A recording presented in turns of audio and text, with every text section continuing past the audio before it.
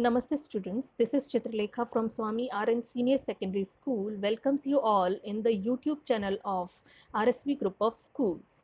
Today we will read chapter number 2 of Civics class 8 and the topic is Understanding Secularism. In this chapter we will talk about secularism. Now what does the word secularism means? Living in a society not based on religion.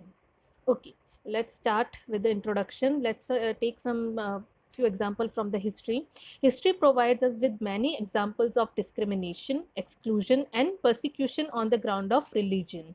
Here, discrimination means discrimination based on religion. For example, in Saudi Arabia, the Hindus and Christians are not allowed to build their temples and churches over there, but Muslims are allowed to build mosques. Exclusion means to exclude other religions people or those who are recognized as minorities, uh, excluded them from the mainstream. And persecution on the grounds of religion means persecuted the other religion or a minority group of people. You may have read about how Jews were persecuted in Hitler's Germany and how several millions were killed. In Hitler's Germany, Hitler persecuted many Jews and killed them uh, according to their religion. In all of the above example, members of one religious community either persecute or discriminate against members of other religious communities. These acts of discrimination take place more easily when one religion is given official recognition by the state at the expense of other religions. This act easily happened in those countries where one religion is given is recognized as official religion. Clearly, no one would wish to be discriminated against because of their religion nor dominated by another religion. In India, can the state discriminate against citizens on the grounds of their religions? No, because our India is a secular country. Okay, what is secularism? The Indian constitution allows individuals the freedom to live by their religious beliefs and practices as they interpret these. In keeping with these ideas of religious freedom for all, India also adopted a strategy of separating the power of religion and the power of the state. Secularism referred to this separation of religion from the state. Okay, in India, all peoples are free to preach or practice or propagate any religion of their choice. There is the separation of power of religion and the power of state. So this is the secularism. Okay, why is it important to separate religion from the state? The most important aspect of secularism is the separation of religion from state power. That means the state cannot interfere in the religious beliefs. This is important for a country to function democratically. Almost all countries of the world will have more than one religious group living in them.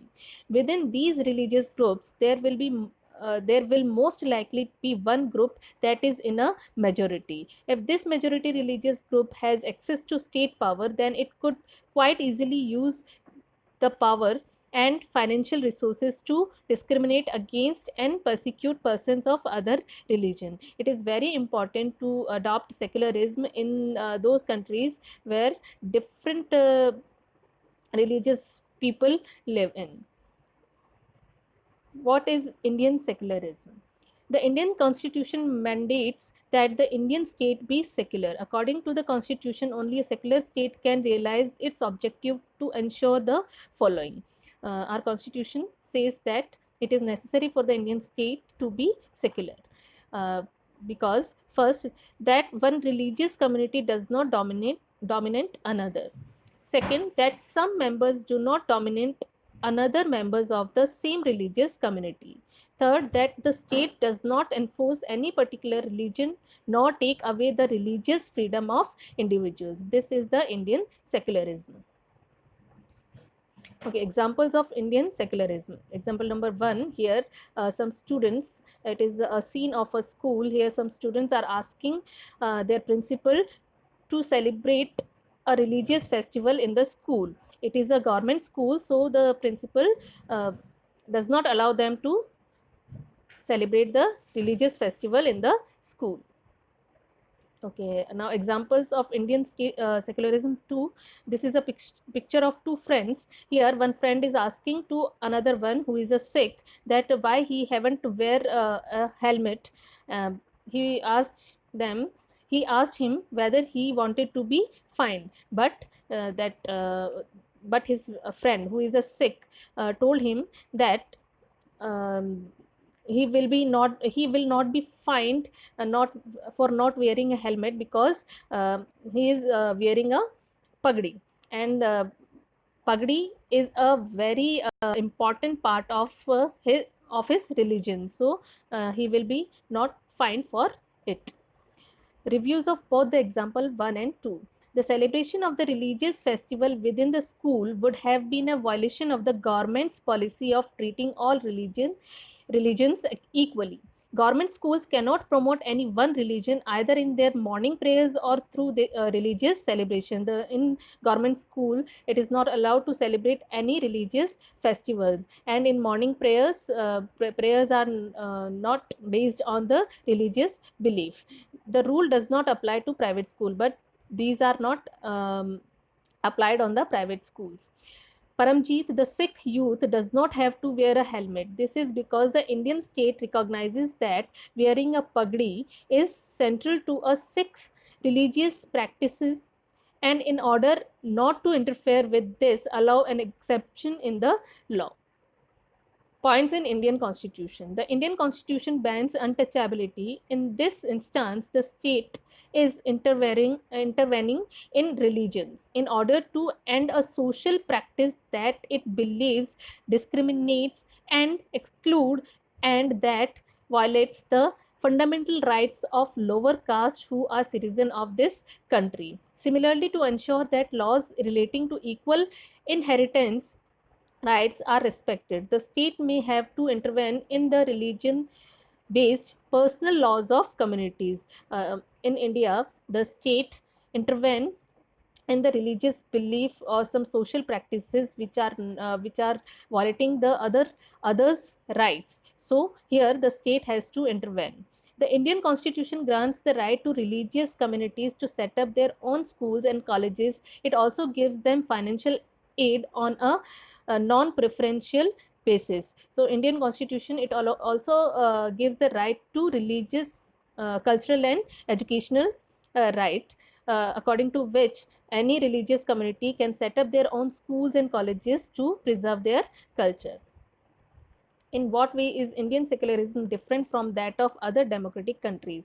The First Amendment of the US Constitution prohibits the legislature from making laws respecting an establishment of religion, or that prohibits the free exercise of religion. What is meant by the word establishment is that the legislature cannot declare any religion as the official religion, nor can they give preference to one religion. In the USA, the separation between state and religion means that neither the state nor religion can interfere in the affairs of one another. In USA, USA is also a secular country, but here in USA, the separation of power, the separation of power of religions and states uh, are totally different. But in India, there is one significant way in which Indian secularism differ from the dominant understanding of secularism as practiced in the United States of America. This is because unlike the strict separation between religion and the state in American secularism, in India secularism, the state can intervene in religious affairs. In USA, there is the strict separation between the religion and the state, but in India, uh, the state can intervene in religious affairs. Indian constitution intervened in Hindu religious practices in order to abolish untouchability. To abolish untouchability, the state intervened in Hindu religious practices. In Indian secularism, though the state is not strictly separate from religion, it does not maintain a principal distance vice versa religion. This means that any interference in religion by the state has to be based on the ideals laid out in the constitution. They both can interfere in one another's affair, but it should be according to the constitution. These ideals serve as the standard through which we can judge whether the state is or is not behaving according to secular principle. Okay, some of the well-known states that are often considered constitutionally secular are India, France, Mexico, South Korea, and Turkey. These are the uh, states, or these are the countries where which are secular.